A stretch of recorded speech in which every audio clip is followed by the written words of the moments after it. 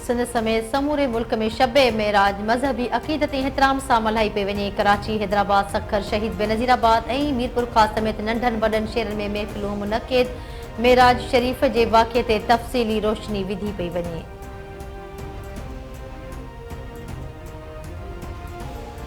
Economic growth का ये सफर अब शुरू हुआ चाहता है। बिजली के नरखों में खातर खा कमी आएगी इंशाअल्लाह अगले चंद महीनों में। मेरा अगर बस चले तो आज मैं पूरे पाकिस्तान में जो टैक्स रेट है वो फिल फॉर 15% मैं कम कर दूं, लेकिन इस वक्त IMF की मजबूरी है। ही IMF जो आख़िरी प्रोग्राम हूंदो। मुल्क में महांगाई जी शरह 5% खां घटि थी आहे। ईंदड़ ॾींहुं बिजली जी क़ीमतुनि में जोगी घटिताई ईंदी। वज़ीर आज़म शहबाज शरीफ़ जो तक़रीब खे ख़िताब चवे थो सरकार जो कमु कारोबार करणु न पर कारोबार खे हथी ॾियणु आहे।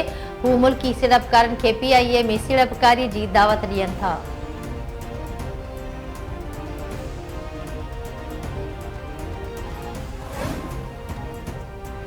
स्टेट बैंक पारां व्याज जी शरह में 1% घटिताई जो ऐलान। स्टेट बैंक मॉनेटरी पॉलिसी जारी करे छॾी।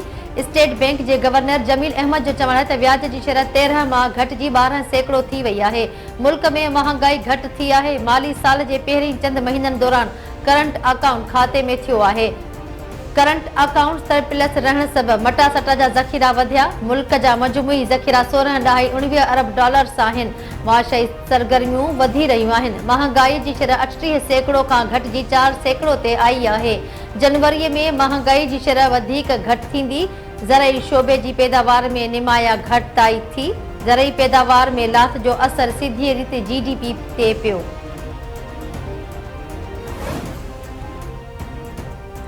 वज़ीर आज़म शहबाज शरीफ़ सां हुकूमती ॻाल्हियुनि वारी कमेटी जे मेंबर सेनेटर इरफान सिद्दीकी जी मुलाक़ात। Senator Irfan Siddiqui PTI committee सां थियल तफ़सीली ॻाल्हियुनि बाबति आगाह कयो। वज़ीर आज़म चयो त ॻाल्हियुनि खां मुंहुं मोड़ण गैर जमहूरी रवैयो आहे, जंहिंसां छिकताण जो माहौल पैदा थींदो आहे। पाकिस्तान खे ॾफेड़ छिकताण ऐं तकरारनि जी न पर मफ़ाहमत ऐं एके जी ज़रूरत आहे।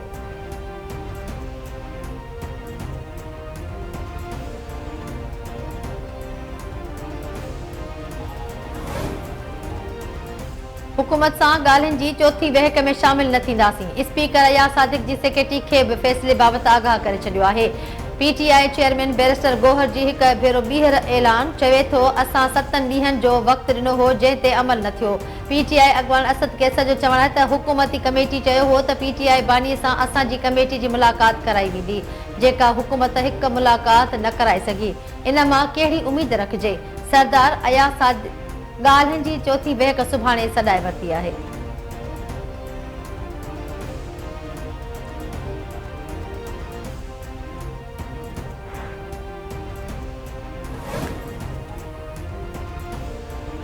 PTI ईंदड़ ॻाल्हियुनि खे चौक चौराहनि ते खणी आई आहे। मालूम नाहे त PTI सुभाणे इजलास में शिरकत कंदी या न। PTI जेकॾहिं सुभाणे बहक में हिसो न वरितो त स्पीकर कमेटी टोड़े छॾींदो। जेकॾहिं इहो अमल थियो त पोइ असांजी कमेटी बि टुटी वेंदी। हुकूमती कमेटी जे तर्जुमान इरफान सिद्दीकी जो बयानु चयाईं ॻाल्हियूं जारी न रहियूं त पोइ PTI ॻाल्हियुनि वारी कमेटी कहिड़ो कमु कंदी। PTI वारो जेको कुझु ॿाहिरि कंदा उन जो रिस्पांस हुकूमत ॾींदी। इरफान सिद्दीकी चयो त गॾियल पधिराई में 7 वर्किंग ॾींहं लिखियल आहिनि। 3 गॾिजाणियुनि में हिकु बार बि न चयो वियो त 7 ॾींहनि अंदरि मुतालबा न मञिया विया त धार थी वेंदासीं।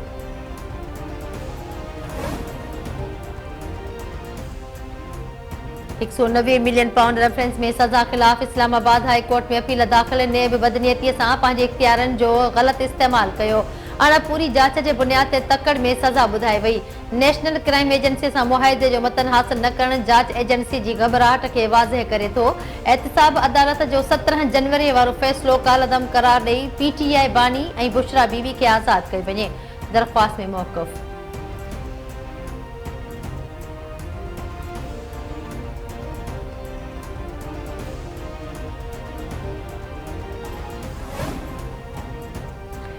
चीफ जस्टिस यहया आफरीदी 11 फरवरी ते जुडिशियल कमीशन जो इजलास तलब करे वरितो। पधिराई मूजिब जुडिशियल कमीशन जे इजलास में सुप्रीम कोर्ट में 8 जजनि जी मुक़ररी ते गौर थींदो। जजनि जी मुक़ररियुनि लाइ हाई कोर्ट्स जी चीफ जस्टिस समेत 5 सीनियर जजिस जे नालनि ते गौर थींदो।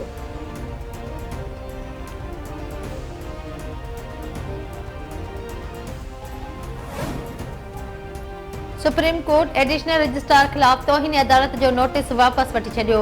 सुप्रीम कोर्ट जी बरकुनी बेंच महफ़ूज़ कयल फ़ैसिलो ॿुधाए छॾियो। फ़ैसिले में चयो वियो आहे त एडिशनल रजिस्ट्रार तरफ़ां ॼाणी वाणी अदालती हुक्म जी भञगड़ी न कई वई। नज़र अब्बास ॼाणी वाणी तौहीन अदालत न कई। प्रैक्टिस एंड प्रोसीजर कमेटी ऐं जजिस कमेटी जुडिशियल ऑर्डर नज़रअंदाज कयो। ॿिन्ही जजिस कमेटी खिलाफ तौहीन अदालत कार्रवाई लाइ मामलो चीफ जस्टिस खे उमाणियो वञे थो। चीफ जस्टिस इन मामले ते फुल कोर्ट जोड़े।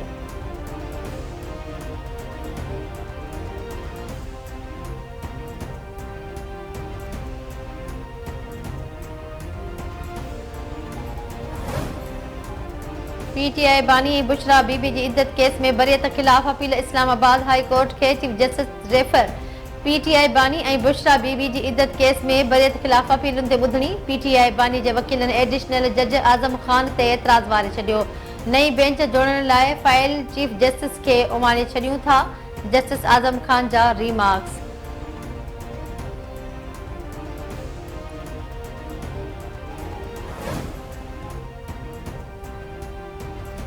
हुकूमत माली खुशहाली ते ध्यान ॾेई रही आहे। घरेलू वापेदारनि लाइ गैस जी क़ीमतुनि में इज़ाफ़ो नाहे कयो। गैस जी कमर्शियल वापेदारनि ते बि वाधू दबाव नाहे रखियो। वफ़ाक़ी वज़ीर मुसद्दिक़ मलिक जी इस्लामाबाद में प्रेस कॉन्फ्रेंस चयाईं खाधे पीते जी शयुनि बाबति महांगाई 2% ते अची वई आहे। मुल्क खे तरक़ी जी राह ते हलाइण वज़ीर आज़म जी पहिरीं तरजीह आहे। गुज़िरियल साल महांगाई 38% हुई। हुकूमती क़दमनि सां महांगाई जी शरह घटि थी 4% थी आहे।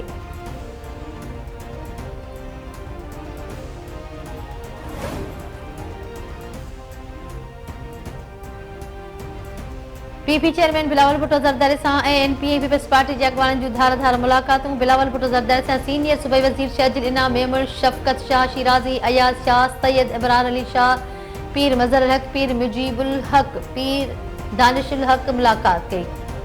मुलाक़ात दौरान सियासी सूरत हाल ते ॻाल्हियूं। बिलावल भुट्टो ज़रदारी सां अवामी नेशनल पार्टी जे मरकज़ी सदर ऐं सेनेटर एमल वली ख़ान ऐं शाही सैयद जी बि मुलाक़ात। ख़ैबर पख्तूनख्वा जी सियासी ऐं अमन अमान जी सूरत हाल ते ॻाल्हि ॿोल।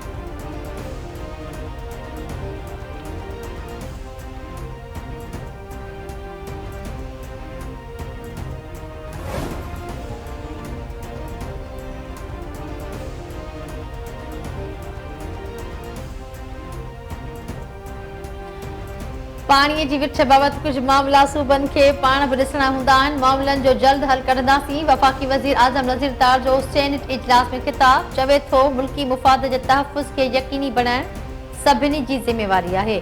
पीटीआई दौर में हिकु वज़ीर जे बयान सबबि पीआईए खे 250 अरब जो नुक़सानु पहुतो। कंहिं सूबे जा ख़दशा आहिनि त हल लाइ मुमकिन कोशिशूं कंदासीं।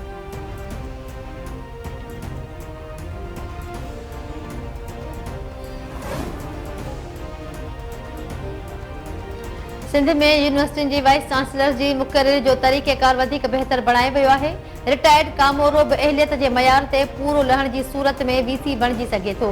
पहिरियां रुगो प्रोफेसर वीसी मुक़रर थी सघंदो हो। हाणे मास्टर्स कयल रिटायर्ड कामोरो वीसी थी सघंदो। वीसीए जे उहिदे लाइ 62 साल उमिरि जो शर्त बि लाज़मी रखियो वियो आहे।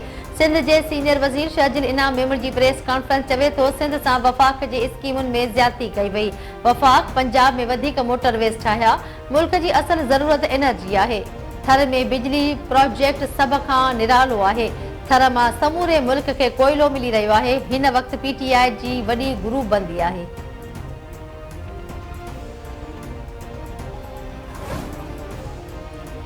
सेनेट जे घरू मामलनि बाबति स्टैंडिंग कमेटी पीका एक्ट में तरमीम जी मंज़ूरी ॾेई छॾी। सेनेटर फैसल सलीम जी सदारत हेठि थियल इजलास में स्टैंडिंग कमेटी पीका एक्ट में तरमीमी बिल जी मंज़ूरी ॾिनी। बहस दौरान सहाफ़ी तंज़ीमुनि पारां बिल जी मुख़ालिफ़त। कमेटी चेयरमैन सहाफ़ी तंज़ीमुनि पारां लिखत में सिफ़ारिशूं पेश न करण ते सवाल उथारे छॾिया। संदसि चवणु आहे त सहाफ़ी तंज़ीमुनि खे घुर्जे हा त पंहिंजूं लिखत में सिफ़ारिशूं कमेटीअ में रखनि हा।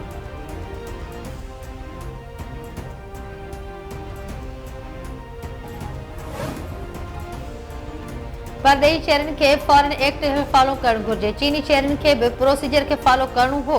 चीनी शहरनि जी दाख़िल पिटीशन कानून तौर ते दुरुस्त नाहे। चीनी शहरनि खे कौंसल जनरल ज़रिए अप्रोच करणो हो।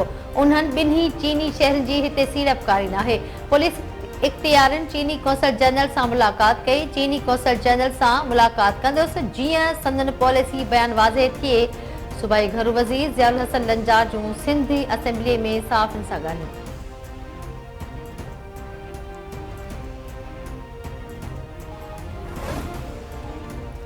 सिहत वारी सूबाई वज़ीर डॉक्टर अज़रा पेचो जो चवण त HIV पखिड़िजी चुकी आहे। 60% अस्पताल में ऑटोलॉग सिरिंज इस्तेमाल थी रही आहे। सिंध हेल्थ केयर डेंटिस्ट ते कम करे पई। हेपेटाइटिस स्क्रीनिंग ऐं वैक्सीनेशन सेंटर मौजूद आहिनि। हेपेटाइटिस B जा केस घटि ऐं C जा वधी रहिया आहिनि। वध खां वधि स्क्रीनिंग करे रहिया आहियूं।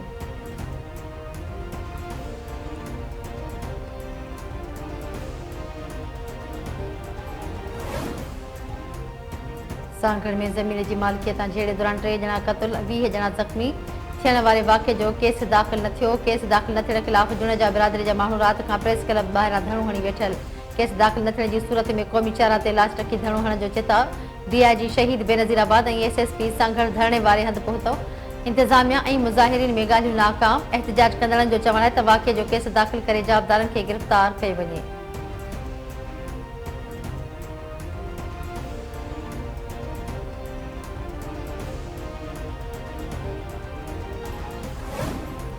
कराची जे इलाइक़े साइट एरिया ऐं मौसमिया में फायरिंग में 2 ॼणा मारिजी विया। मौसमियत वारे इलाइक़े में गाॾीअ ते फायरिंग दौरान फरहान क़ासिमी क़तल। साइट एरिया ख़ैबर गेट वटि हथियारबंदनि जी फायरिंग में फजर ख़ान मारिजी वियो। मढ़ ज़रूरी कार्रवाई लाइ अस्पताल मुंतक़िल।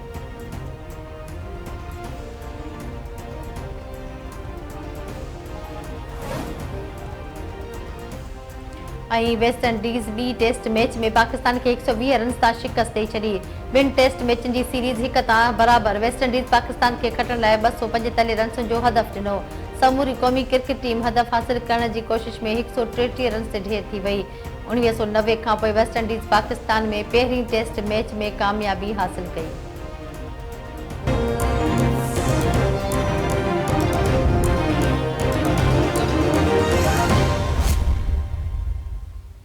अस्सलाम वालेकुम। धरती TV न्यूज़ सां गॾु मां आहियां फ़ौज़िया एजाज़। हेडलाइन्स सां ॾिठियूं। तफ़सीली ख़बरूं हिन ब्रेक खां पोइ असां सां गॾु रहिजो।